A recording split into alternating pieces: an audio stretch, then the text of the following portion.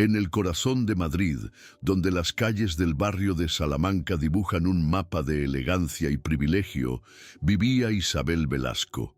Su existencia transcurría en una mansión que era, a la vez, su reino y su celda.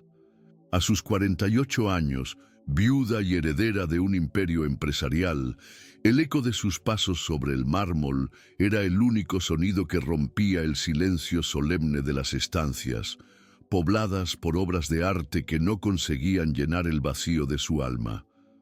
La vida, para Isabel, se había convertido en un ritual de días idénticos, una coreografía predecible dentro de una jaula de oro.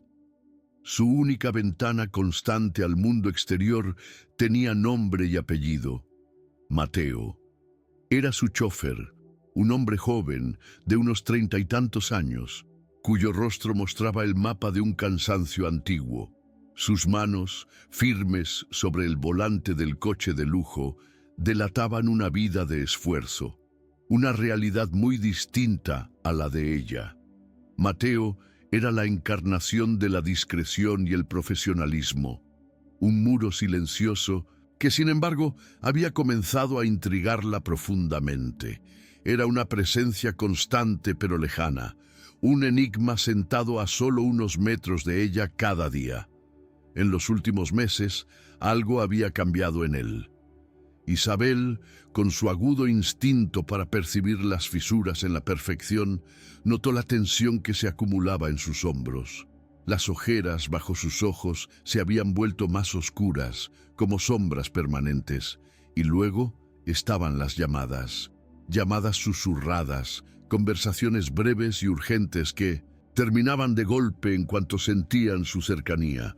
Un velo de secretismo lo envolvía, y en el corazón solitario de Isabel comenzó a germinar la desconfianza, una vieja conocida. ¿Qué podía ocultar aquel hombre con tanto celo? La mente de Isabel, acostumbrada a los juegos de poder y a las traiciones del mundo empresarial, comenzó a tejer escenarios oscuros. Quizás deudas de juego, un problema del que era difícil escapar. O tal vez se había involucrado con la gente equivocada, personas que se mueven en las sombras de una ciudad que nunca duerme. La peor de sus sospechas, la que más le dolía, era la posibilidad de que estuviera tramando algo en su contra, utilizando su confianza como un arma. Esta necesidad de control no era nueva en Isabel. Había nacido de una herida que el tiempo no había logrado cerrar, la pérdida de su único hijo, años atrás. Aquel suceso la había quebrado por dentro, transformando su carácter y levantando muros a su alrededor.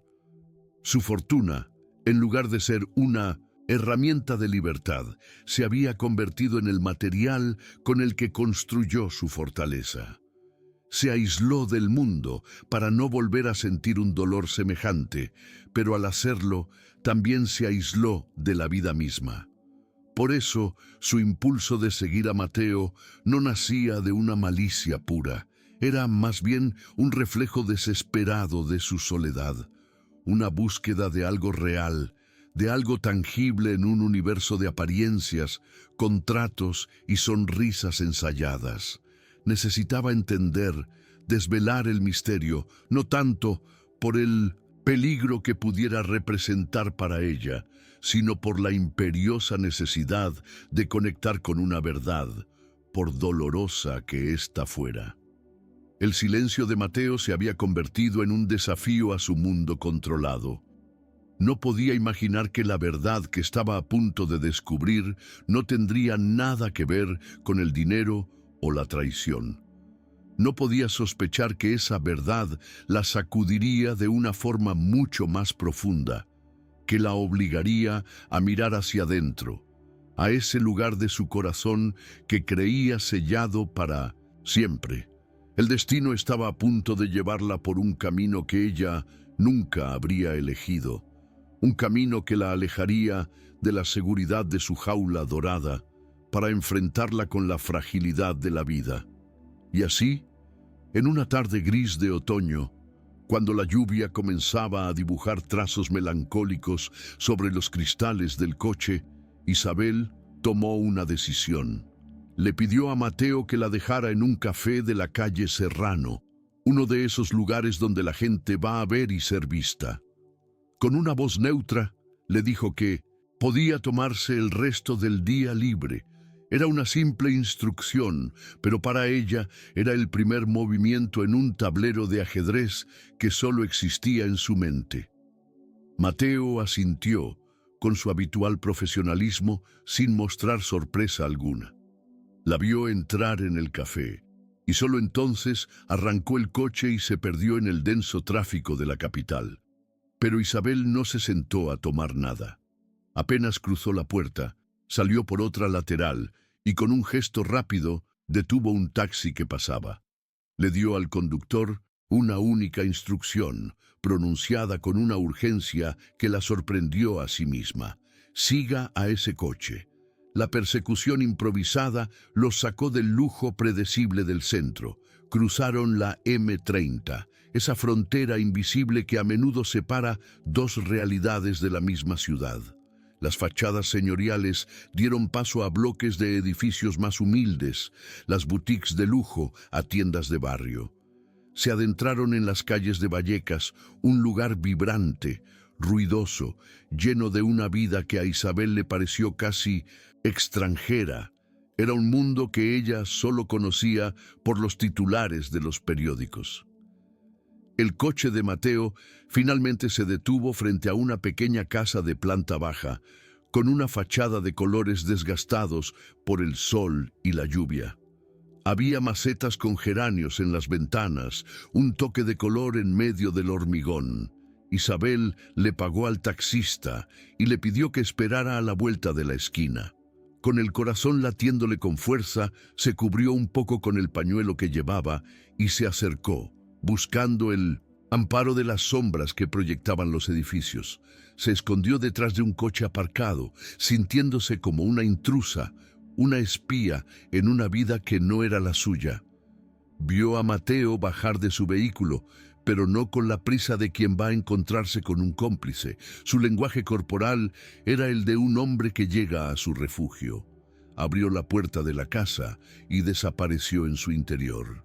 La curiosidad de Isabel, ahora mezclada con una extraña sensación de nerviosismo, era más fuerte que su prudencia. Con sigilo, se acercó a una de las ventanas. La cortina estaba ligeramente descorrida, ofreciendo una pequeña rendija al interior. Isabel asomó la mirada, esperando ver la confirmación de sus peores miedos. Lo que vio, sin embargo, la dejó sin aliento. La imagen que se desplegó ante sus ojos no tenía nada que ver con el crimen o el engaño. Era una escena de una ternura tan pura y devastadora que sintió una punzada física en el pecho. Mateo no estaba reunido con hombres de aspecto peligroso. Estaba arrodillado junto a una cama pequeña, en una habitación modesta pero ordenada, y en esa cama yacía una niña, pálida y frágil, con el cabello oscuro esparcido sobre la almohada. Un fino tubo de plástico conectaba su nariz a un tanque de oxígeno que reposaba silenciosamente en un rincón. La niña lo miraba con adoración, mientras él le leía un cuento de un libro con las tapas gastadas. El amor en la mirada de Mateo era tan palpable, tan inmenso, que llenaba por completo la humilde habitación. Era un amor feroz, protector, incondicional. Isabel retrocedió de la ventana como si la hubieran golpeado. Se apoyó en la pared fría, con la respiración entrecortada. El mundo que había construido a su alrededor, su mundo de sospechas y distancias, acababa de hacerse añicos contra la ventana de aquella pequeña casa de Vallecas. La niña era su hija, Luna. Tenía 7 años y sufría una rara cardiopatía, una condición que convertía cada latido de su pequeño corazón en una batalla.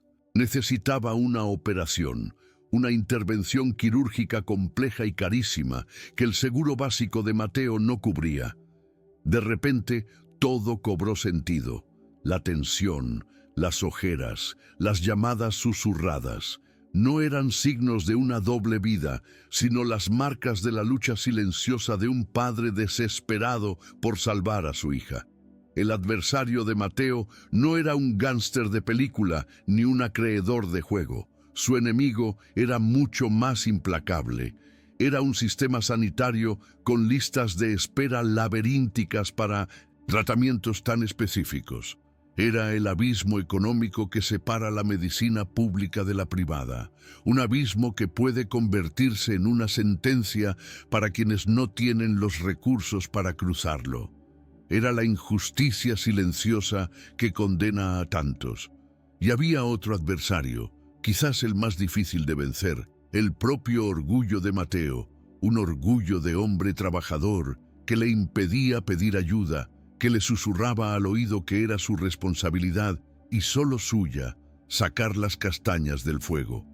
Creía que mostrar su vulnerabilidad era un signo de fracaso como padre, sin darse cuenta de que la verdadera fortaleza a veces reside en saberse necesitado. Para complicar aún más la situación, existía una amenaza muy real y tangible. En su desesperación, Mateo había recurrido a un prestamista del barrio, un hombre conocido como el Buitre, un apodo que describía a la perfección su forma de operar, alimentándose de la necesidad ajena. Ahora, el Buitre lo acosaba con intereses abusivos y amenazas veladas, añadiendo una capa de miedo y urgencia a su ya pesada carga.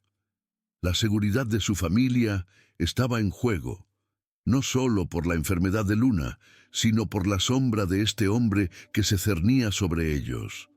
El Buitre representaba la cara más cruel de la desesperación, el rostro de aquellos que explotan la fragilidad humana para su propio beneficio. Mateo estaba atrapado en una red de la que no sabía cómo escapar, luchando en demasiados frentes a la vez. Dentro del taxi que la llevaba de vuelta a su mansión, Isabel lloró. No eran las lágrimas teatrales de la autocompasión, sino un llanto silencioso, profundo, que brotaba de un lugar que creía seco. Cada lágrima era como un trozo de hielo derritiéndose en su corazón congelado. La imagen de aquella niña frágil se había superpuesto a la memoria de su propio hijo, un recuerdo que había mantenido bajo llave durante años. El dolor ajeno había actuado como una llave maestra, abriendo la puerta a su propio sufrimiento reprimido. Por primera vez en mucho tiempo, no se sentía sola en su pena. Vio en el rostro de Mateo la misma desesperación que ella había sentido, el mismo miedo a perder lo que más amaba en el mundo. Y en ese reconocimiento, en esa conexión inesperada con el dolor de su chofer, algo dentro de ella comenzó a cambiar. ¿Cuántas veces nos encerramos en nuestro propio sufrimiento creyendo que nadie más puede entenderlo? Isabel había pasado años convencida de que su tragedia era única, incompartible, pero en la lucha de aquel padre anónimo, vio el reflejo universal del amor y del miedo, los dos pilares sobre los que se sostiene la experiencia humana. Aquella tarde, la viuda rica y el chofer endeudado eran simplemente dos almas unidas por la misma fragilidad. Al llegar a su casa, el silencio ya no le pareció reconfortante, sino opresivo. Las obras de arte en las paredes le resultaron frías, vacías de significado. Su jaula de oro nunca le había parecido tan pequeña, tan inútil. Toda su riqueza, todo su poder, ¿de qué servían si no podían aliviar el sufrimiento real, si no podían devolverle la esperanza a una niña que luchaba por respirar? Su primera reacción fue la de siempre, resolverlo con dinero, de forma anónima y distante. Al día siguiente, orquestó una donación sustancial a una fundación que ayudaba a niños con enfermedades cardíacas, esperando que, de alguna manera, el dinero llegara a Mateo sin que él supiera su origen. Fue un gesto generoso, pero también un acto de cobardía. Un intento de calmar su conciencia sin tener que involucrarse, sin tener que salir de su fortaleza. Pero el alivio no llegó. La imagen de Luna no se desvanecía. La sensación de que aquello no era suficiente, de que era solo un parche sobre una herida profunda, no la abandonaba. Se dio cuenta de que el dinero, por sí solo, era una herramienta fría. Lo que Mateo y Luna necesitaban no era solo un cheque. Necesitaban apoyo, compañía, alguien que luchara a su lado. Necesitaban conexión humana. Esta revelación fue un terremoto en su vida. Entendió que para ayudar de verdad tendría que derribar los muros que ella misma había construido. Tendría que salir de su torre de marfil y pisar el mundo real, un mundo de esperas en hospitales, de conversaciones con vecinos, de burocracia frustrante. Tendría que arriesgarse a sentir de nuevo, a implicarse, a ser vulnerable. Y así comenzó su verdadera transformación. Pasó de ser una observadora pasiva y desconfiada a una participante activa. Dejó de espiar desde la distancia y empezó a acercarse. Su primer paso fue hablar con Mateo, pero no como su jefa, sino como una persona que intuía su dolor. Fue una conversación torpe, llena de silencios, pero fue el comienzo de un puente entre sus dos mundos. Mateo, al principio, se mostró reservado, protector de su intimidad y de su orgullo. No quería caridad. No quería la compasión de la mujer para la que trabajaba. Pero la insistencia de Isabel no era arrogante ni condescendiente. Era genuina. Había una nueva calidez en su mirada, una empatía que él nunca había visto antes. Poco a poco, las defensas de Mateo comenzaron a ceder. Isabel empezó a visitar Vallecas con frecuencia. Ya no iba a escondidas, sino como una invitada. Conoció a Elvira, una vecina de avanzada edad, una de esas mujeres de barrio que son el pilar de su comunidad. Era Elvira quien cuidaba de Luna mientras Mateo trabajaba, con un cariño que iba mucho más allá de una simple ayuda. Le preparaba la comida, le leía cuentos, la arropaba como si fuera su propia nieta. A través de Elvira, Isabel descubrió la red de solidaridad que sostenía a Mateo. Vio cómo los vecinos se ayudaban mutuamente con pequeñas cosas, cómo compartían lo poco que tenían, cómo se ofrecían apoyo moral sin pedir nada a cambio. Era una riqueza de un tipo muy diferente al que ella conocía, una riqueza basada en los lazos humanos, no en las cuentas bancarias. Se sintió humildemente impresionada. Comenzó a pasar tiempo con Luna. En principio, la niña era tímida, abrumada por la presencia de aquella mujer elegante que parecía sacada de otro mundo. Pero Isabel tenía un don que había olvidado poseer, la capacidad de conectar con un niño. Le llevaba libros, se sentaba a su lado durante horas, simplemente haciéndole compañía. Le hablaba de lugares lejanos, de historias de aventuras, despertando la imaginación de la pequeña. En los ojos de Luna, Isabel no solo veía la fragilidad de la enfermedad, veía también una chispa de vida, una curiosidad inmensa, una fuerza que se negaba a rendirse, y en cada sonrisa que conseguía arrancarle, Isabel sentía que una parte de su propio corazón herido sanaba. Aquella niña le estaba dando mucho más de lo que ella jamás podría ofrecerle. Le estaba devolviendo un propósito, pero la compasión no era suficiente. Isabel sabía que tenía que usar sus recursos de manera inteligente. Dejó de ser solo una visitante y se convirtió en una estratega. Pasó noches enteras investigando sobre la cardiopatía de Luna, leyendo artículos médicos, buscando a los mejores especialistas del país y del extranjero. Usó su nombre y su influencia para abrir puertas que para Mateo estaban cerradas. Concertó citas con cardiólogos de renombre, consiguió segundas opiniones, navegó por el laberinto burocrático del sistema sanitario con una tenacidad que había reservado hasta entonces para los negocios.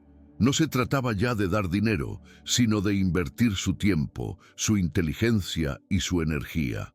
Estaba luchando por Luna como si fuera su propia hija, con una ferocidad que la sorprendió a sí misma. Este proceso la cambió por completo. La mujer fría y distante se estaba convirtiendo en una leona protectora. La apatía que la había consumido durante años fue reemplazada por una pasión arrolladora. Cada pequeño avance en el caso de Luna era una victoria personal, una prueba de que su vida podía volver a tener un significado profundo. Estaba redescubriendo el poder de la conexión, el valor de luchar por alguien más. Mateo la observaba con una mezcla de asombro y gratitud. La barrera entre ellos, la de jefa y empleado, se había disuelto por completo. Ahora eran un equipo, dos personas unidas por un objetivo común. Él le aportaba su conocimiento del día a día, el amor incondicional por su hija. Ella aportaba los recursos y la determinación para mover montañas. Juntos eran una fuerza formidable. Isabel aprendió a escuchar. Escuchó las historias de Mateo sobre las dificultades para llegar a fin de mes, sobre el miedo constante que lo acompañaba. Escuchó a Elvira hablar de la vida en el barrio, de las alegrías sencillas y las penas compartidas. Y al escuchar, entendió que la vida real, con toda su crudeza y su belleza, estaba muy lejos de las cenas de gala y las reuniones de consejo de administración. Descubrió que la verdadera fortaleza no reside en aislarse del dolor, sino en la capacidad de afrontarlo y compartirlo. Se dio cuenta de que durante años había confundido la soledad con la independencia. Ahora, rodeada de la calidez de aquella comunidad improvisada, se sentía más fuerte y más viva que nunca. Su mansión de Salamanca comenzaba a parecerle un lugar lejano, un recuerdo de otra vida. Historias como esta nos recuerdan la fuerza que reside en nosotros, incluso cuando no la vemos. Nos muestran que un solo acto de empatía puede cambiar el curso de varias vidas. Si este mensaje resuena contigo y crees que puede inspirar a otros, te invitamos a suscribirte al canal para ayudarnos a continuar sembrando esperanza. Mientras Isabel se sumergía en la batalla por la salud de Luna, la amenaza del buitre seguía creciendo. Las llamadas a Mateo se volvieron más frecuentes, más agresivas. Las amenazas veladas se convirtieron en advertencias directas. El prestamista sabía que Mateo estaba moviendo hilos, que algo estaba cambiando y quería asegurarse su parte antes de que la situación se le escapara de las manos. Isabel se enteró de la existencia del buitre por una conversación a medias que escuchó entre Mateo y Elvira. Vio el miedo en los ojos de Mateo, un miedo diferente al que le provocaba la enfermedad de su hija.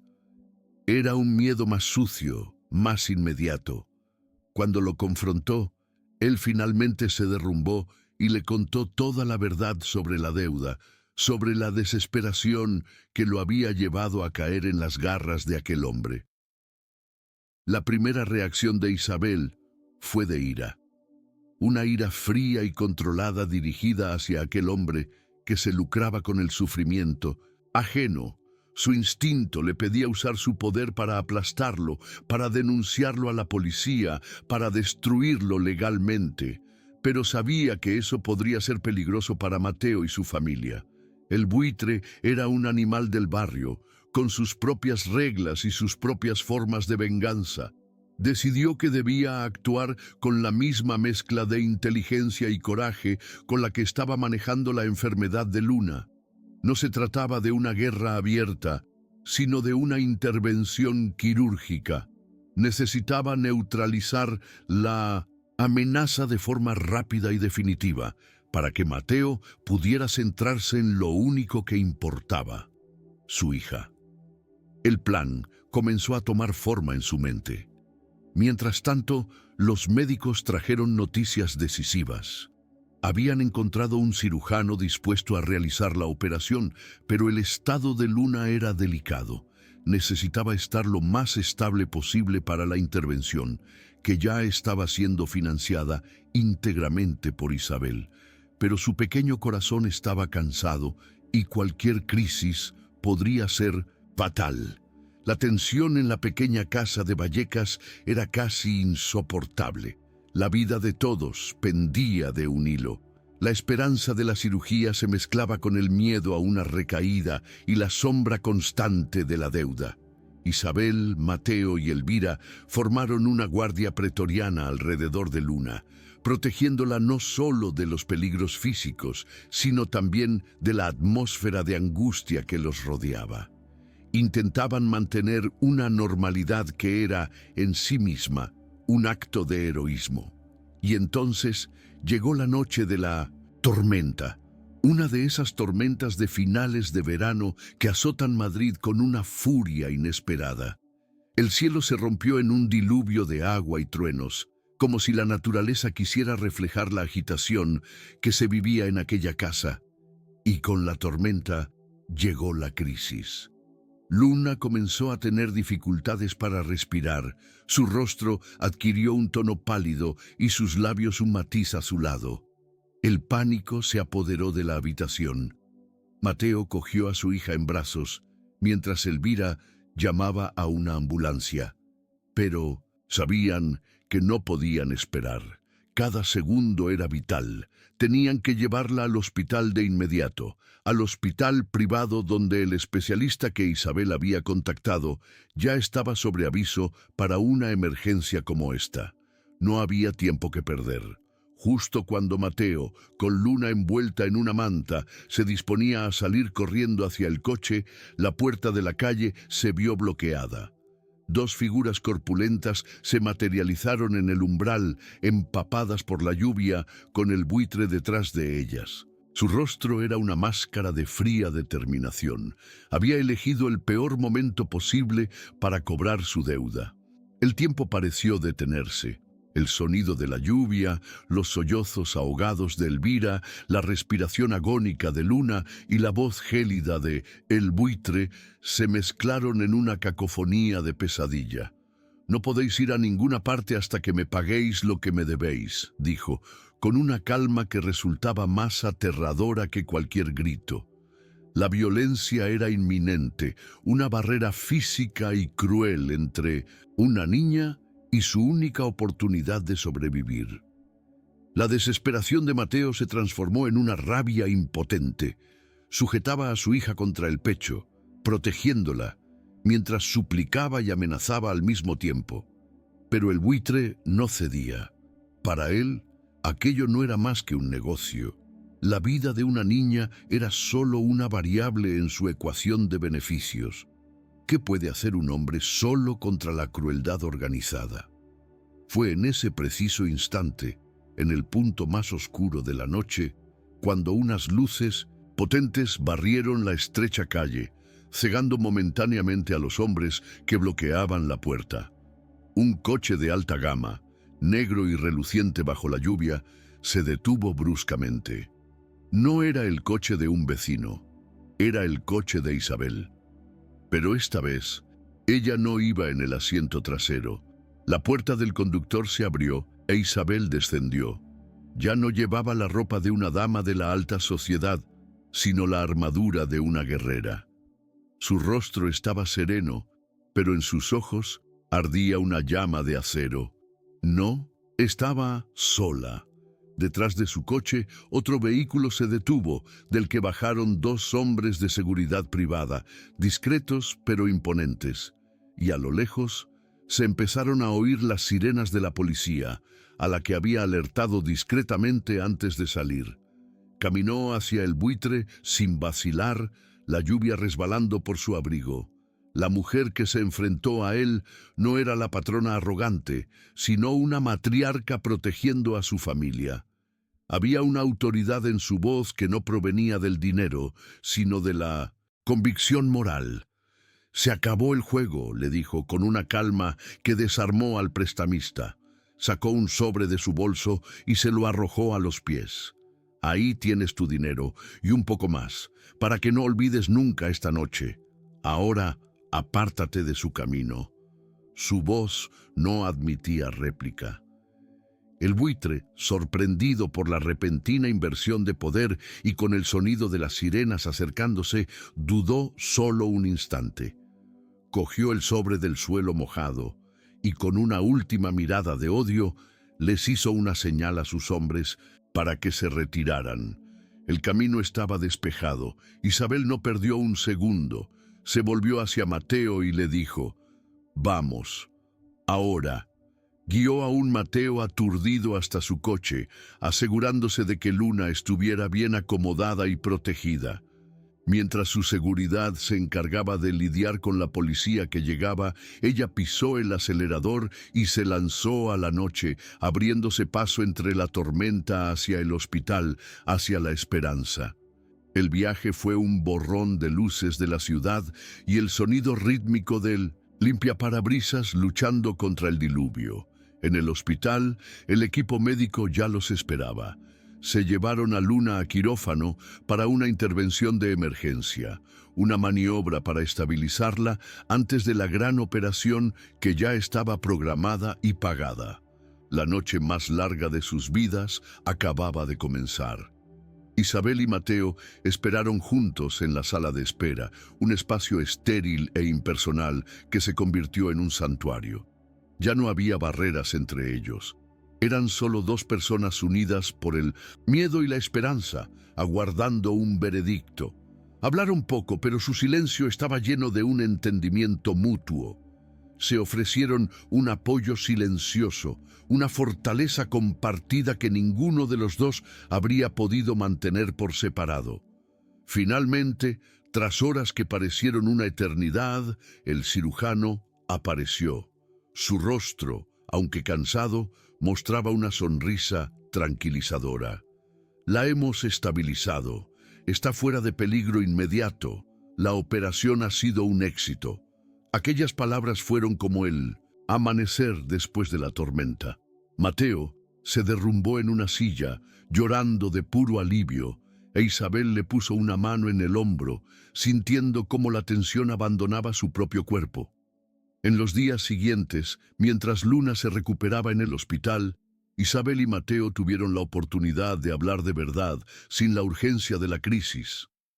Mateo intentó agradecerle, encontrar las palabras para expresar la inmensidad de su gratitud, pero Isabel lo detuvo. «No tienes que agradecerme nada. Luna me ha salvado a mí tanto como nosotros la hemos ayudado a ella», le dijo, y lo decía desde lo más profundo de su ser.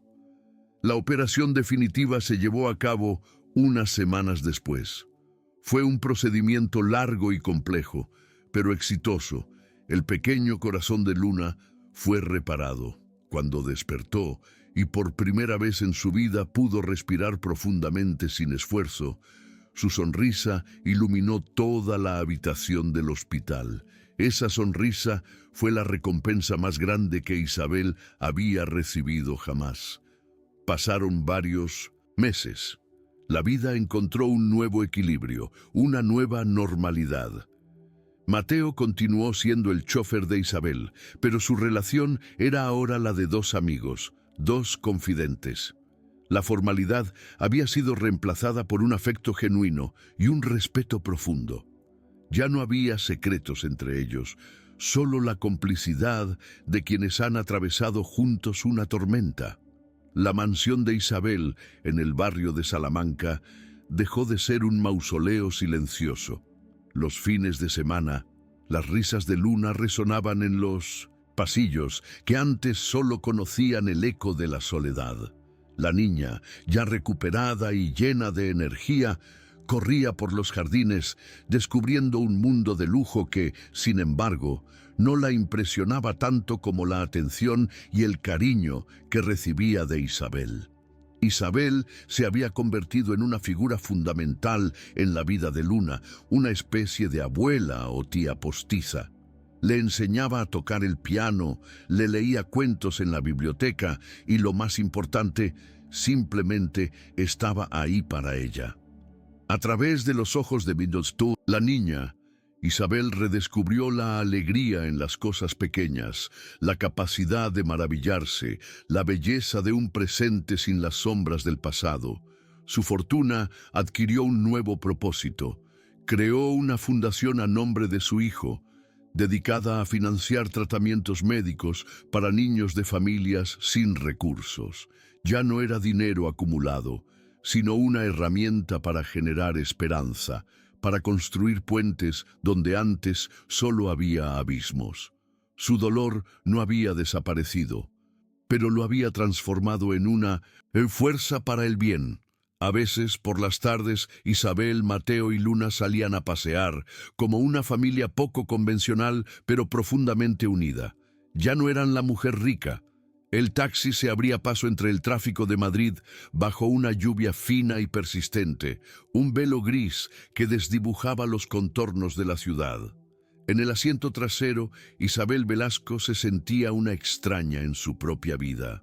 Sus ojos, acostumbrados a la calma ordenada de las salas de juntas, estaban fijos en el coche de lujo que iba delante, su propio coche. Al volante no iba un desconocido, sino Mateo, el hombre que durante años había sido su sombra silenciosa, su chofer. Hoy, sin embargo, era el centro de un misterio que la consumía. Para el mundo, Isabel era la dueña de un imperio, una mujer de 48 años, cuya existencia transcurría entre las paredes de una mansión en el barrio de Salamanca.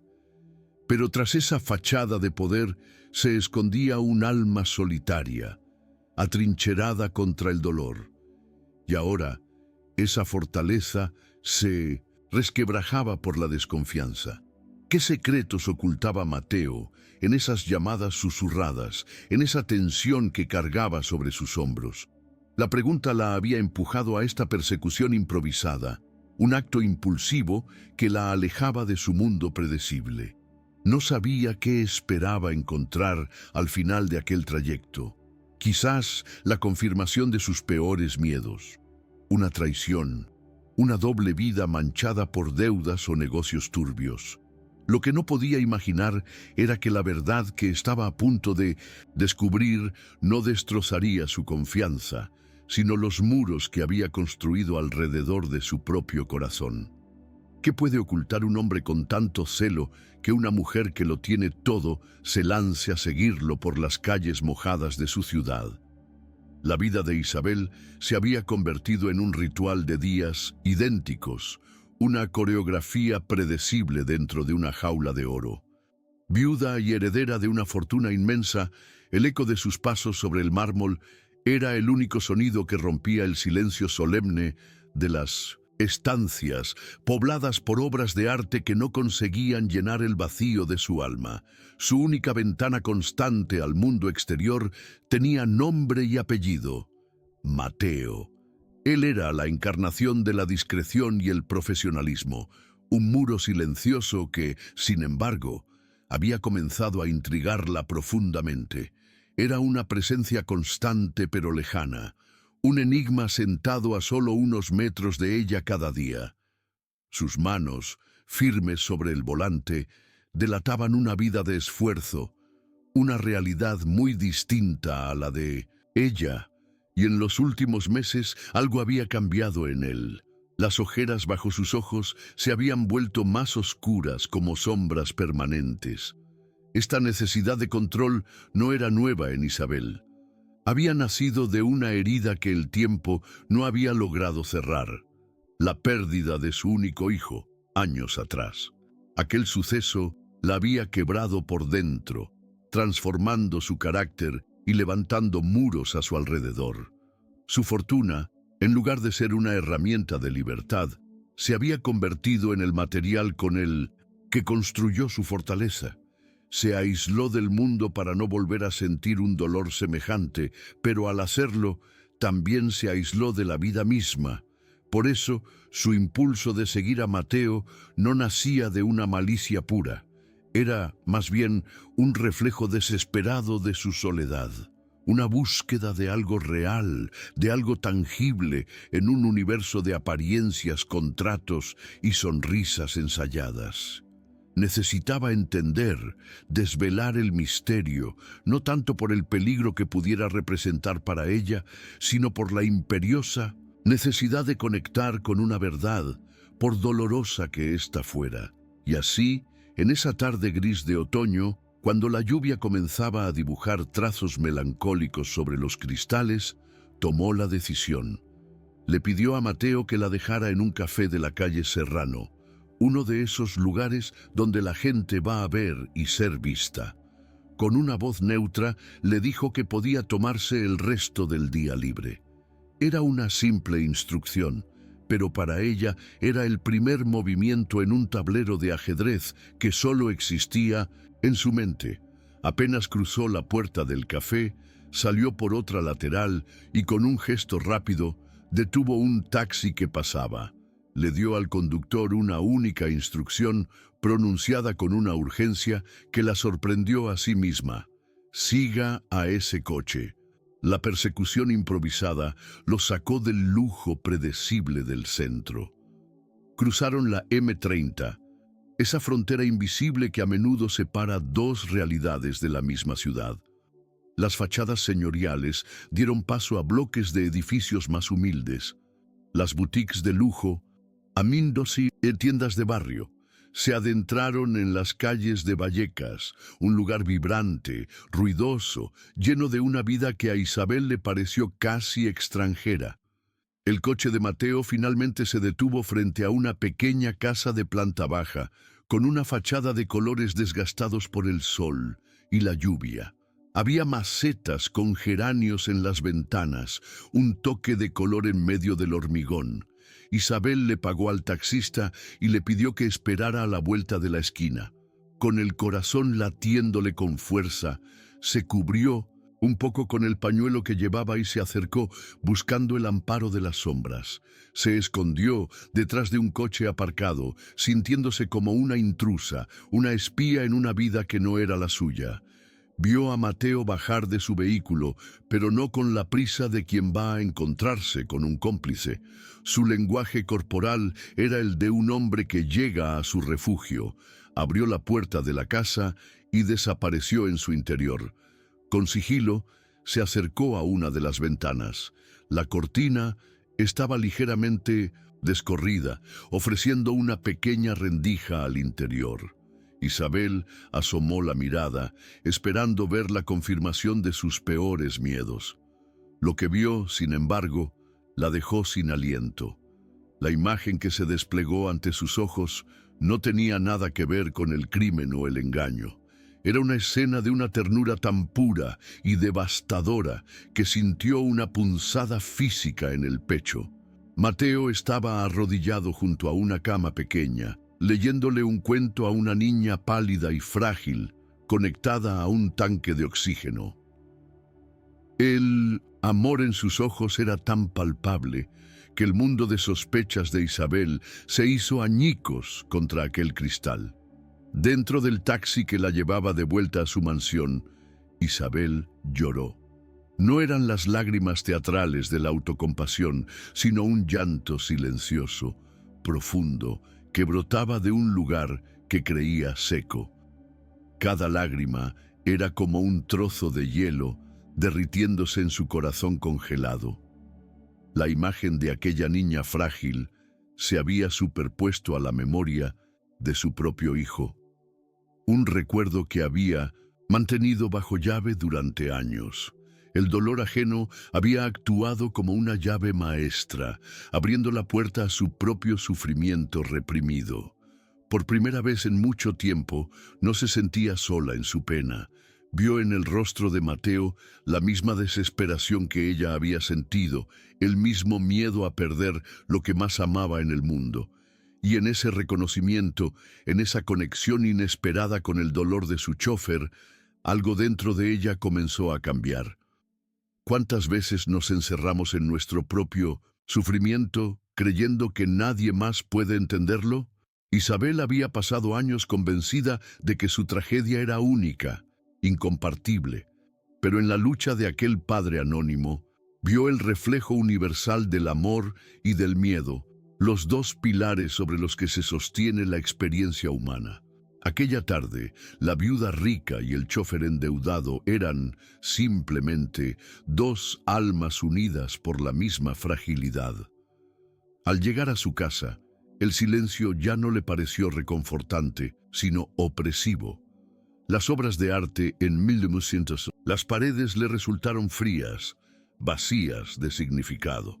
Su jaula de oro nunca le había parecido tan pequeña, tan inútil. Toda su riqueza, todo su poder, ¿de qué servían si no podían aliviar el sufrimiento real? Si no podían devolverle la esperanza a una niña que luchaba por respirar? Su primera reacción fue la de siempre: resolverlo con dinero, de forma anónima y distante. Al día siguiente, orquestó una donación sustancial a una fundación que ayudaba a niños con enfermedades cardíacas, esperando que de alguna manera el dinero llegara a Mateo sin que él supiera su origen.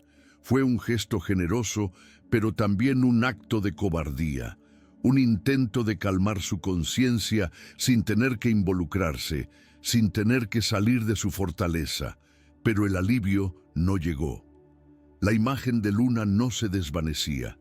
La sensación de que aquello no era suficiente, de que era solo un parche sobre una herida profunda, no la abandonaba.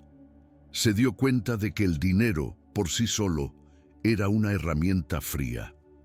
Lo que Mateo y Luna necesitaban no era solo un cheque, necesitaban apoyo, compañía, alguien que luchara a su lado, necesitaban conexión humana. Esta revelación fue un terremoto en su vida. Entendió que para ayudar de verdad, tendría que derribar los muros que ella misma había construido. Tendría que salir de su torre de marfil y pisar el mundo real, un mundo de esperas en hospitales, de conversaciones con vecinos, de burocracia frustrante. Tendría que arriesgarse a sentir de nuevo, a implicarse, a ser vulnerable, y así comenzó su verdadera transformación. Pasó de ser una observadora pasiva y desconfiada a una participante activa. Dejó de espiar desde la distancia y empezó a acercarse. Su primer paso fue hablar con Mateo, pero no como su jefa, sino como una persona que intuía su dolor. Fue una conversación torpe, llena de silencios, pero fue el comienzo de un puente entre sus dos mundos. Mateo, al principio, se mostró reservado, protector de su intimidad y de su orgullo. No quería caridad, no quería la compasión de la mujer para la que trabajaba, pero la insistencia de Isabel no era arrogante ni condescendiente, era genuina. Había una nueva calidez en su mirada, una empatía que él nunca había visto antes. Poco a poco, las defensas de Mateo comenzaron a ceder. Isabel empezó a visitar Vallecas con frecuencia. Ya no iba a escondidas, sino como una invitada. Conoció a Elvira, una vecina de avanzada edad, una de esas mujeres de barrio que son el pilar de su comunidad. Era Elvira quien cuidaba de Luna mientras Mateo trabajaba, con un cariño que iba mucho más allá de una simple ayuda. Le preparaba la comida, le leía cuentos, la arropaba como si fuera su propia nieta. A través de Elvira, Isabel descubrió la red de solidaridad que sostenía a Mateo. Vio cómo los vecinos se ayudaban mutuamente con pequeñas cosas, cómo compartían lo poco que tenían, cómo se ofrecían apoyo moral sin pedir nada a cambio. Era una riqueza de un tipo muy diferente al que ella conocía, una riqueza basada en los lazos humanos, no en las cuentas bancarias. Se sintió humildemente impresionada. Comenzó a pasar tiempo con Luna. Al principio, la niña era tímida, abrumada por la presencia de aquella mujer elegante que parecía sacada de otro mundo. Pero Isabel tenía un don que había olvidado poseer: la capacidad de conectar con un niño. Le llevaba libros, se sentaba a su lado durante horas, simplemente haciéndole compañía. Le hablaba de lugares lejanos, de historias de aventuras, despertando la imaginación de la pequeña. En los ojos de Luna, Isabel no solo veía la fragilidad de la enfermedad, veía también una chispa de vida, una curiosidad inmensa, una fuerza que se negaba a rendirse. Y en cada sonrisa que conseguía arrancarle, Isabel sentía que una parte de su propio corazón herido sanaba. Aquella niña le estaba dando mucho más de lo que ella jamás podría ofrecerle. Le estaba devolviendo un propósito. Pero la compasión no era suficiente. Isabel sabía que tenía que usar sus recursos de manera inteligente. Dejó de ser solo una visitante y se convirtió en una estratega. Pasó noches enteras investigando sobre la cardiopatía de Luna, leyendo artículos médicos, buscando a los mejores especialistas del país y del extranjero. Usó su nombre y su influencia para abrir puertas que para Mateo estaban cerradas. Concertó citas con cardiólogos de renombre, consiguió segundas opiniones, navegó por el laberinto burocrático del sistema sanitario con una tenacidad que había reservado hasta entonces para los negocios. No se trataba ya de dar dinero, sino de invertir su tiempo, su inteligencia y su energía. Estaba luchando por Luna como si fuera su propia hija, con una ferocidad que la sorprendió a sí misma. Este proceso la cambió por completo. La mujer fría y distante se estaba convirtiendo en una leona protectora. La apatía que la había consumido durante años fue reemplazada por una pasión arrolladora. Cada pequeño avance en el caso de Luna era una victoria personal, una prueba de que su vida podía volver a tener un significado profundo. Estaba redescubriendo el poder de la conexión, el valor de luchar por alguien más. Mateo la observaba con una mezcla de asombro y gratitud. La barrera entre ellos, la de jefa y empleado, se había disuelto por completo. Ahora eran un equipo, dos personas unidas por un objetivo común. Él le aportaba su conocimiento del día a día, el amor incondicional por su hija. Ella aportaba los recursos y la determinación para mover montañas. Juntos eran una fuerza formidable. Isabel aprendió a escuchar. Escuchó las historias de Mateo sobre las dificultades para llegar a fin de mes, sobre el miedo constante que lo acompañaba. Escuchó a Elvira hablar de la vida en el barrio, de las alegrías sencillas y las penas compartidas. Y al escuchar, entendió que la vida real, con toda su crudeza y su belleza, estaba muy lejos de las cenas de gala y las reuniones de consejo de administración. Descubrió que la verdadera fortaleza no reside en aislarse del dolor, sino en la capacidad de afrontarlo y compartirlo. Se dio cuenta de que durante años había confundido la soledad con la independencia. Ahora, rodeada de la calidez de aquella comunidad improvisada, se sentía más fuerte y más viva que nunca. Su mansión de Salamanca comenzaba a parecerle un lugar lejano, un recuerdo de otra vida. Mientras Isabel se sumergía en la batalla por la salud de Luna, la amenaza del buitre seguía creciendo. Las llamadas a Mateo se volvieron más frecuentes, más agresivas. Las amenazas veladas se convirtieron en advertencias directas. El prestamista sabía que Mateo estaba moviendo hilos, que algo estaba cambiando y quería asegurarse su parte antes de que la situación se le escapara de las manos. Isabel se enteró de la existencia del buitre por una conversación a medias que escuchó entre Mateo y Elvira. Vio el miedo en los ojos de Mateo, un miedo diferente al que le provocaba la enfermedad de su hija. Era un miedo más sucio, más inmediato. Cuando lo confrontó, él finalmente se derrumbó y le contó toda la verdad sobre la deuda, sobre la desesperación que lo había llevado a caer en las garras de aquel hombre. La primera reacción de Isabel fue de ira, una ira fría y controlada dirigida hacia aquel hombre que se lucraba con el sufrimiento ajeno. Su instinto le pedía usar su poder para aplastarlo, para denunciarlo a la policía, para destruirlo legalmente, pero sabía que eso podría ser peligroso para Mateo y su familia. El buitre era un animal del barrio, con sus propias reglas y sus propias formas de venganza. Decidió que debía actuar con la misma mezcla de inteligencia y coraje con la que estaba manejando la enfermedad de Luna. No se trataba de una guerra abierta, sino de una intervención quirúrgica. Necesitaba neutralizar la amenaza de forma rápida y definitiva, para que Mateo pudiera centrarse en lo único que importaba: su hija. El plan comenzó a tomar forma en su mente mientras la fecha de la operación de Luna se acercaba, aumentando la presión sobre todos ellos.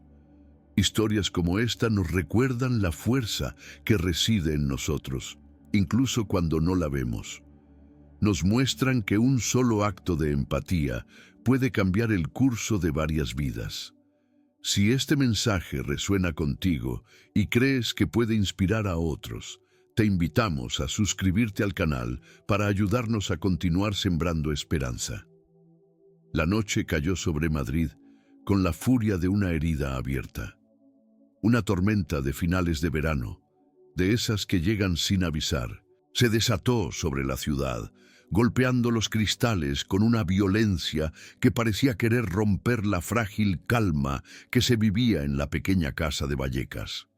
Dentro, el aire era denso, cargado de una electricidad que no era la de los relámpagos. Era el miedo. Luna, en su pequeña cama, luchaba por cada bocanada de aire. Su pecho subía y bajaba con un esfuerzo visible y un matiz azulado comenzaba a teñir sus labios. El pánico se apoderó de la habitación. Mateo, con el rostro descompuesto por la angustia, levantó a su hija en brazos, sintiendo la fragilidad de su pequeño cuerpo. Elvira, la vecina de corazón inmenso, corrió al teléfono para llamar a una ambulancia, pero sus manos temblaban tanto que apenas podía marcar los números. Ambos sabían que no podían esperar. Cada segundo que pasaba era un grano de arena que se escurría del reloj de la vida de Luna. Tenían que llevarla al hospital de inmediato, al centro privado donde el especialista que Isabel había contactado ya estaba sobre aviso para una emergencia como esta. Con Luna envuelta en una manta, como un tesoro frágil que debía proteger del mundo, Mateo se lanzó hacia la puerta.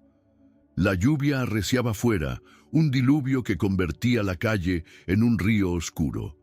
Pero la tormenta del cielo no era nada comparada con la que estaba a punto de desatarse en su umbral. Al abrir la puerta, una sombra se recortó contra la luz de un relámpago, y luego otra. Dos figuras corpulentas, empapadas por el agua, bloqueaban la salida. Detrás de ellas, con una calma que helaba la sangre, apareció el buitre. Su rostro era una máscara de fría determinación. Había elegido el peor momento posible, el de mayor vulnerabilidad, para cobrar su deuda. El tiempo pareció detenerse, suspendido en una burbuja de terror. El sonido de la lluvia, los sollozos ahogados de Elvira, la respiración agónica de Luna y la voz gélida del prestamista se mezclaron en una cacofonía de pesadilla. «No vais a ninguna parte hasta que me paguéis lo que me debéis», dijo, con una tranquilidad que resultaba más aterradora que cualquier grito. La desesperación de Mateo se transformó en una rabia impotente. Sujetaba a su hija contra el pecho, un escudo humano contra la crueldad del mundo. Le suplicó, le gritó, le imploró que entendiera que la vida de su hija estaba en juego, pero las palabras se estrellaban contra un muro de indiferencia. Para el buitre, aquello no era una tragedia humana, era un negocio.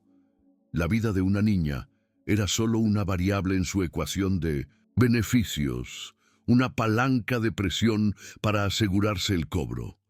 ¿Qué puede hacer un hombre solo contra la crueldad organizada? Mateo se sintió atrapado, acorralado. Miró a los hombres que le cerraban el paso, Vio la falta de compasión en sus ojos y sintió como la esperanza se desvanecía, ahogada por la lluvia y la injusticia. El mundo se había encogido hasta convertirse en aquel umbral bloqueado, una barrera física y cruel entre su hija y su única oportunidad de sobrevivir. Estaba a punto de hacer una locura, de lanzarse contra ellos, cuando la noche se rasgó. Fue en ese preciso instante, en el punto más oscuro de la noche, cuando unas luces potentes barrieron la estrecha calle, cegando momentáneamente a los hombres que bloqueaban la puerta. Un coche de alta gama, negro y reluciente bajo la lluvia, se detuvo bruscamente. No era el coche de un vecino, era el coche de Isabel, pero esta vez ella no iba en el asiento trasero. La puerta del conductor se abrió y descendió con la calma de quien controla la tormenta. Ya no llevaba la ropa de una dama de la alta sociedad, sino la armadura de una guerrera. Su rostro estaba sereno, pero en sus ojos ardía una llama de acero. No estaba sola. Detrás de su coche, otro vehículo se detuvo, del que bajaron dos hombres de seguridad privada, discretos pero imponentes, y a lo lejos, el lamento creciente de unas sirenas comenzó a cortar el aire. Isabel había alertado a la policía antes de salir, tejiendo su red con una precisión letal. Caminó hacia el buitre sin vacilar, la lluvia resbalando por su abrigo sin atreverse a tocarla. La mujer que se enfrentó a él no era la patrona arrogante, sino una matriarca protegiendo a su familia. Había una autoridad en su voz que no provenía del dinero, sino de la convicción moral, de una justicia que ella misma había decidido impartir. Se acabó el juego, le dijo, con una calma que desarmó por completo al prestamista. Sacó un sobre de su bolso y se lo arrojó a los pies. Ahí tienes tu dinero y un poco más, para que no olvides nunca esta noche. Ahora, apártate de su camino. Su voz no admitía réplica. El buitre, sorprendido por la repentina inversión de poder, con el sonido de las sirenas acercándose peligrosamente, dudó solo un instante. La codicia luchó contra la prudencia, cogió el sobre del suelo mojado y con una última mirada de odio les hizo una señal a sus hombres para que se retiraran. El camino estaba despejado. Isabel no perdió un segundo. Se volvió hacia un Mateo aturdido, que la miraba como si fuera una aparición. «Vamos». «Ahora», le dijo, con una voz que era a la vez una orden y un bálsamo. Lo guió hasta su coche, asegurándose de que Luna estuviera bien acomodada y protegida en el asiento trasero. Mientras su seguridad se encargaba de lidiar con la policía que llegaba, ella pisó el acelerador y se lanzó a la noche, abriéndose paso entre la tormenta hacia el hospital, hacia la esperanza. El viaje fue un borrón de luces de la ciudad reflejadas en el asfalto mojado y el sonido rítmico del limpiaparabrisas luchando contra el diluvio. Dentro del coche, el único sonido era la respiración dificultosa de Luna. Isabel conducía con una concentración absoluta, mientras Mateo, en el asiento del copiloto, no apartaba la vista del espejo retrovisor, vigilando el frágil aliento de su hija. En ese trayecto silencioso y desesperado, se forjó entre ellos un lazo indestructible. En el hospital, el equipo médico ya los esperaba, alertado por Isabel. Se llevaron a Luna a el quirófano para una intervención de emergencia, una maniobra para estabilizar su pequeño y cansado corazón antes de la gran operación que ya estaba programada y pagada. La noche más larga de sus vidas acababa de comenzar. Isabel y Mateo quedaron solos en una sala de espera, un espacio estéril e impersonal que de repente se convirtió en un santuario. Ya no había barreras entre ellos. No eran la jefa y el empleado. Eran solo dos personas unidas por el miedo y la esperanza, aguardando un veredicto del que dependía todo. Hablaron poco, pero su silencio estaba lleno de un entendimiento mutuo que las palabras no habrían podido expresar. Se ofrecieron un apoyo silencioso, una fortaleza compartida que ninguno de los dos habría podido mantener por separado. Isabel vio en los ojos de Mateo el reflejo de su propio dolor pasado, y él vio en los de ella una compasión que nunca creyó posible. Finalmente, tras horas que parecieron una eternidad, el cirujano apareció en la puerta. Su rostro, aunque cansado, mostraba una sonrisa tranquilizadora. La hemos estabilizado. Está fuera de peligro inmediato. La intervención ha sido un éxito. Aquellas palabras fueron como el amanecer después de la tormenta. Mateo se derrumbó en una silla, el rostro entre las manos, llorando de puro alivio, un llanto que arrastraba semanas de angustia contenida. Isabel le puso una mano en el hombro, sintiendo cómo la tensión abandonaba su propio cuerpo. Habían ganado la batalla más importante. En los días siguientes, mientras Luna se recuperaba en el hospital, Isabel y Mateo tuvieron la oportunidad de hablar de verdad, sin la urgencia de la crisis. Mateo intentó agradecerle, encontrar las palabras para expresar la inmensidad de su gratitud, pero Isabel lo detuvo con un gesto suave. No tienes que agradecerme nada. Luna me ha salvado a mí tanto como nosotros la hemos ayudado a ella, le dijo. Y lo decía desde lo más profundo de su ser. Había encontrado en aquella lucha un camino de vuelta a la vida. La operación definitiva se llevó a cabo unas semanas después. Fue un procedimiento largo y complejo, pero el equipo médico, uno de los mejores de Europa gracias a los contactos de Isabel, obró el milagro. El pequeño corazón de Luna fue reparado. Cuando despertó, rodeada por el amor de su padre y la presencia constante de Isabel, y por primera vez en su vida pudo respirar profundamente sin esfuerzo, su sonrisa iluminó toda la habitación del hospital. Esa sonrisa fue la recompensa más grande que Isabel había recibido jamás. Pasaron varios meses. La vida encontró un nuevo equilibrio, una nueva y hermosa normalidad. Mateo continuó siendo el chofer de Isabel, pero su relación era ahora la de dos amigos, dos confidentes que habían compartido una trinchera. La formalidad había sido reemplazada por un afecto genuino y un respeto profundo. Ya no había secretos entre ellos, solo la complicidad de quienes han atravesado juntos una tormenta y han salido al otro lado, cambiados para siempre. La mansión de Isabel en el barrio de Salamanca dejó de ser un mausoleo silencioso. Los fines de semana, las risas de Luna resonaban en los pasillos que antes solo conocían el eco de la soledad. La niña, ya completamente recuperada y llena de una energía contagiosa, corría por los inmensos jardines, descubriendo un mundo de lujo que, sin embargo, no la impresionaba tanto como la atención y el cariño que recibía de Isabel. Isabel se había convertido en una figura fundamental en la vida de Luna, una especie de abuela o tía postiza. Le enseñaba a tocar el piano en el gran salón, le leía cuentos en la biblioteca y, lo más importante, simplemente estaba ahí para ella, ofreciéndole una estabilidad y un amor que complementaban el de su padre. A través de los ojos de la niña, Isabel redescubrió la alegría en las cosas pequeñas, la capacidad de maravillarse, la belleza de un presente sin las sombras del pasado. Su fortuna adquirió un nuevo propósito. Creó una fundación a nombre de su hijo perdido, dedicada a financiar tratamientos médicos para niños de familias sin recursos.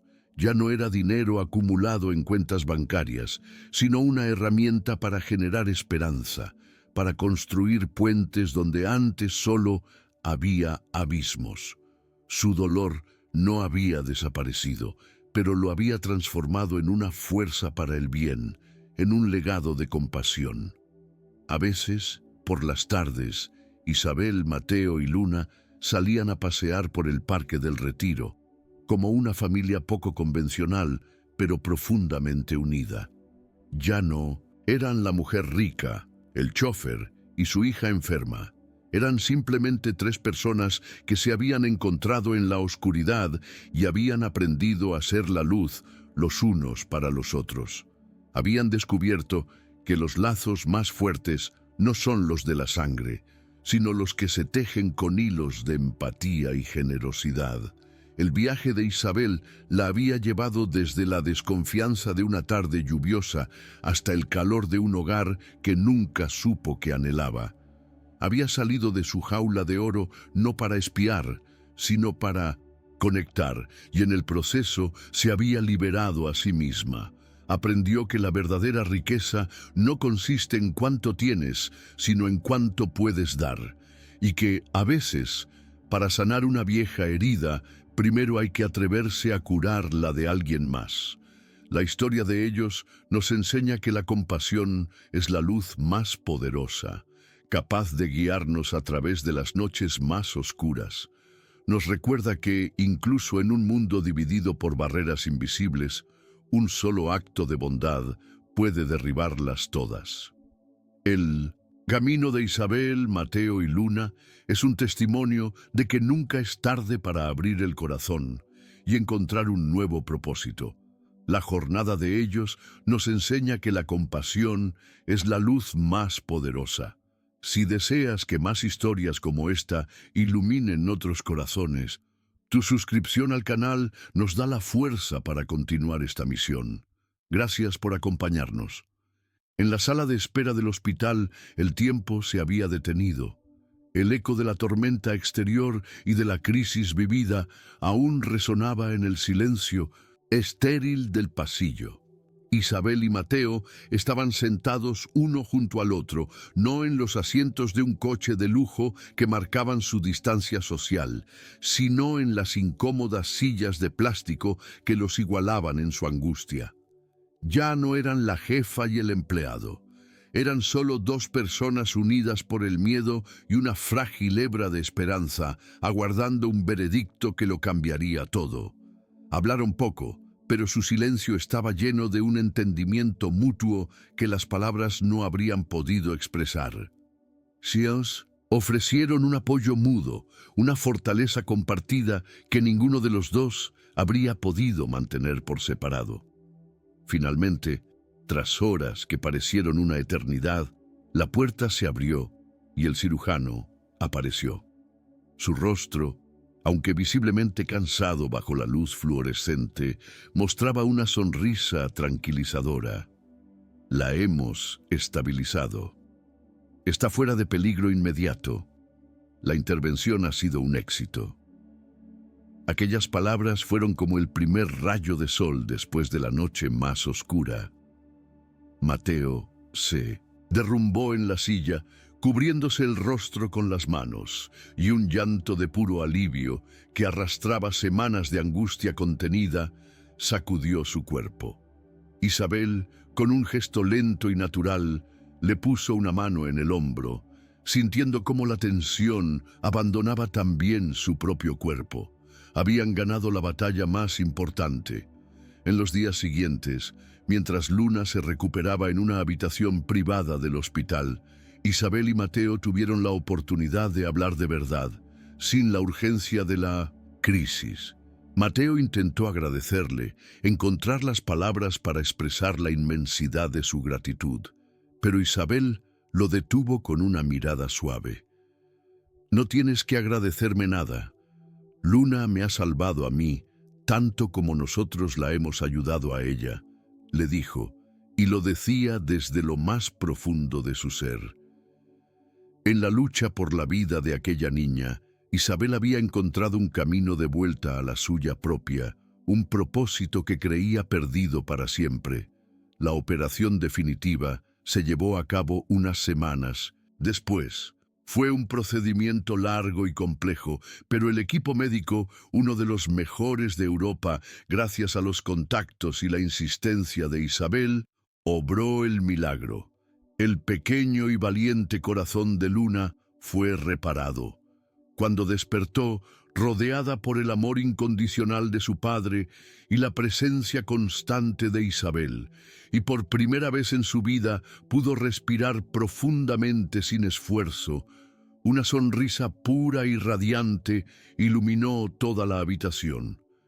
Esa sonrisa fue la recompensa más grande que Isabel había recibido jamás, más valiosa que todo el arte y la fortuna que acumulaba en su mansión.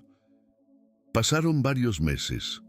La vida encontró un nuevo equilibrio, una nueva y hermosa normalidad. Mateo continuó siendo el chofer de Isabel, pero su relación se había transformado en la de dos amigos, dos confidentes que habían compartido una trinchera. La formalidad distante había sido reemplazada por un afecto genuino y un respeto profundo. Ya no había secretos entre ellos, solo la complicidad de quienes han atravesado juntos una tormenta y han salido al otro lado, cambiados para siempre. El viaje diario en coche ya no era un silencio incómodo, sino un espacio para compartir las pequeñas anécdotas del día. La mansión de Isabel en el barrio de Salamanca dejó de ser un mausoleo silencioso. Los fines de semana, las risas de Luna resonaban en los pasillos que antes solo conocían el eco de la soledad. La niña, ya completamente recuperada y llena de una energía contagiosa, corría por los inmensos jardines, descubriendo un mundo de lujo que, sin embargo, no la impresionaba tanto como la atención y el cariño que recibía de Isabel. La casa, antes una fortaleza, se había convertido en un hogar. Isabel se había convertido en una figura fundamental en la vida de Luna, una especie de abuela o tía postiza. Le enseñaba a tocar las primeras notas en el gran piano del salón, le leía cuentos en la biblioteca y, lo más importante, simplemente estaba ahí para ella, ofreciéndole una estabilidad y un amor que complementaban el de su padre. A través de los ojos curiosos de la niña, Isabel redescubrió la alegría en las cosas pequeñas, la capacidad de maravillarse, la belleza de un presente vivido sin las pesadas sombras del pasado. Su fortuna adquirió un nuevo y profundo propósito. Creó una fundación con el nombre de su hijo perdido, dedicada a financiar tratamientos médicos para niños de familias sin recursos. Ya no era dinero acumulado en cuentas bancarias, una cifra fría en un extracto. Se había convertido en una herramienta para generar esperanza, para construir puentes donde antes solo había abismos. Su dolor, que durante años la había aislado, no había desaparecido, pero lo había transformado en una fuerza para el bien, en un legado de compasión que honraba la memoria de su hijo de la forma más hermosa posible. A veces, por las tardes, Isabel, Mateo y Luna salían a pasear por el Parque del Retiro, como una familia poco convencional, pero profundamente unida. Ya no eran la mujer rica, el chofer y su hija enferma. Eran simplemente tres personas que se habían encontrado en la oscuridad y habían aprendido a ser la luz los unos para los otros. Habían descubierto que los lazos más fuertes no son siempre los de la sangre, sino los que se tejen con hilos de empatía, coraje y generosidad. El viaje de Isabel la había llevado desde la desconfianza de una tarde lluviosa hasta el calor de un hogar que nunca supo que anhelaba. Había salido de su jaula de oro no para espiar, sino para conectar, y en el proceso se había liberado a sí misma de la prisión de su propio dolor. Aprendió que la verdadera riqueza no consiste en cuánto tienes, sino en cuánto puedes dar. Y que a veces, para sanar una vieja herida, primero hay que atreverse a curar la de alguien más, abriendo el corazón sin miedo. La historia de ellos nos enseña que la compasión es la luz más poderosa, capaz de guiarnos a través de las noches más oscuras y de derribar los muros que nos separan. Nos recuerda que, incluso en un mundo dividido por barreras invisibles, Un solo acto de bondad puede cambiar el curso de varias vidas. El camino de Isabel, Mateo y Luna es un testimonio de que nunca es tarde para abrir el corazón y encontrar un nuevo propósito. La jornada de ellos nos enseña que la compasión es la luz más poderosa. Si deseas que más historias como esta iluminen otros corazones, tu suscripción al canal nos da la fuerza para continuar esta misión. Gracias por acompañarnos. En la sala de espera del hospital, el tiempo se había detenido. El eco de la tormenta exterior y de la crisis vivida aún resonaba en el silencio estéril del pasillo. Isabel y Mateo estaban sentados uno junto al otro, no en los asientos de un coche de lujo que marcaban su distancia social, sino en las incómodas sillas de plástico que los igualaban en su angustia. Ya no eran la jefa y el empleado. Eran solo dos personas unidas por el miedo y una frágil hebra de esperanza, aguardando un veredicto que lo cambiaría todo. Hablaron poco, pero su silencio estaba lleno de un entendimiento mutuo que las palabras no habrían podido expresar. Se ofrecieron un apoyo mudo, una fortaleza compartida que ninguno de los dos habría podido mantener por separado.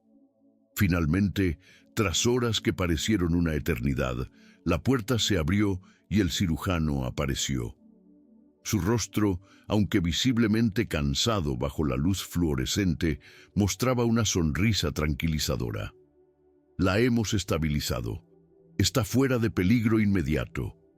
La intervención ha sido un éxito.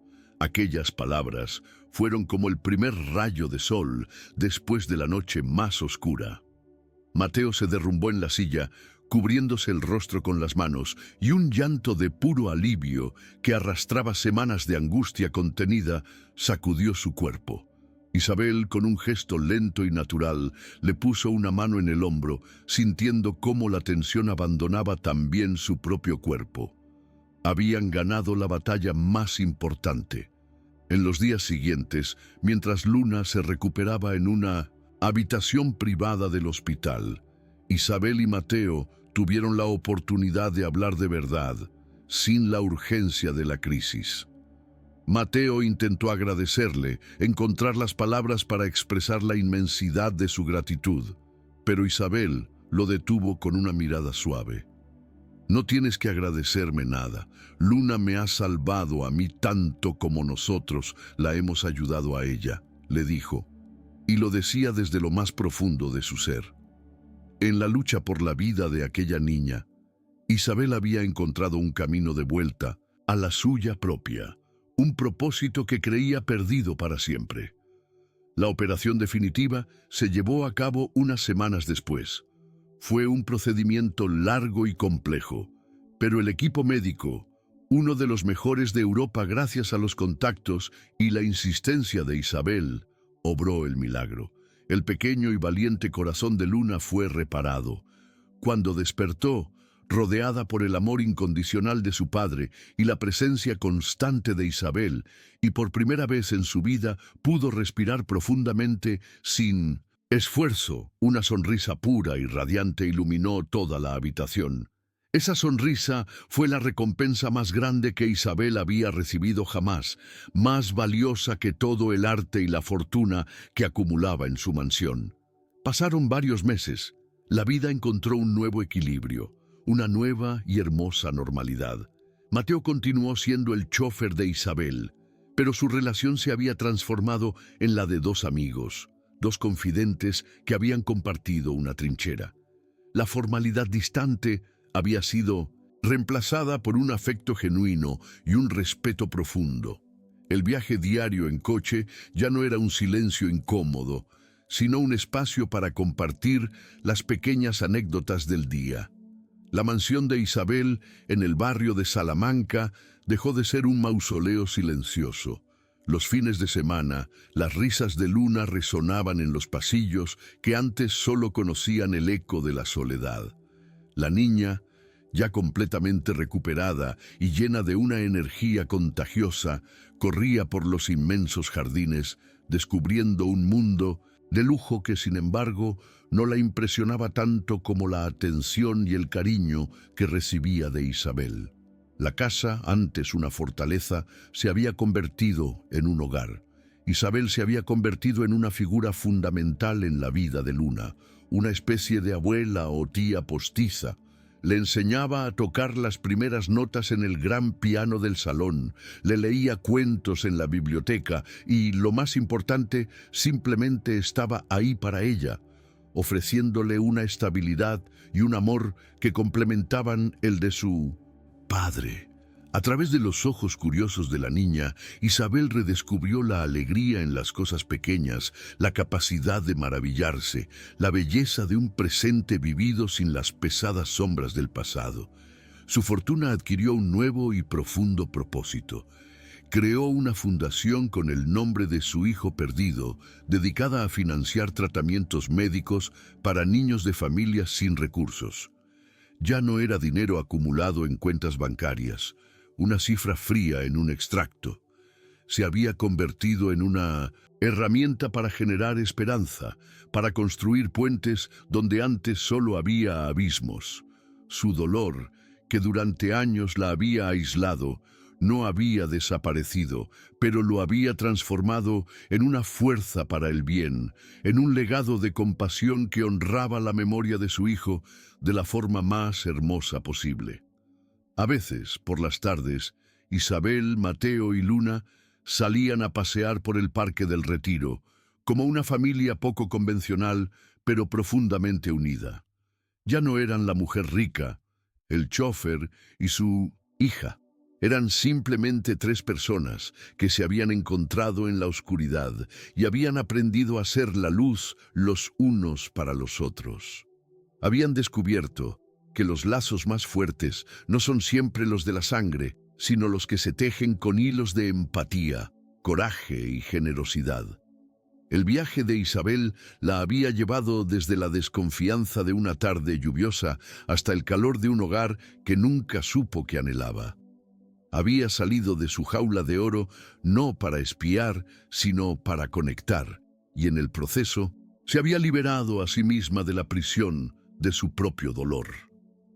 Aprendió que la verdadera riqueza no consiste en cuánto tienes, sino en cuánto puedes dar, y que a veces, para sanar una vieja herida, primero hay que atreverse a curar la de alguien más, abriendo el corazón sin miedo.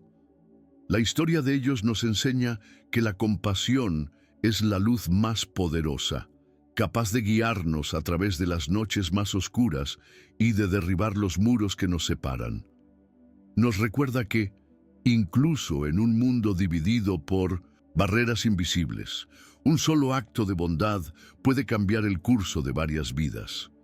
El camino de Isabel, Mateo y Luna es un testimonio de que nunca es tarde para abrir el corazón y encontrar un nuevo propósito. La jornada de ellos nos enseña que la compasión es la luz más poderosa. Si deseas que más historias como esta iluminen otros corazones, tu suscripción al canal nos da la fuerza para continuar esta misión. Gracias por acompañarnos.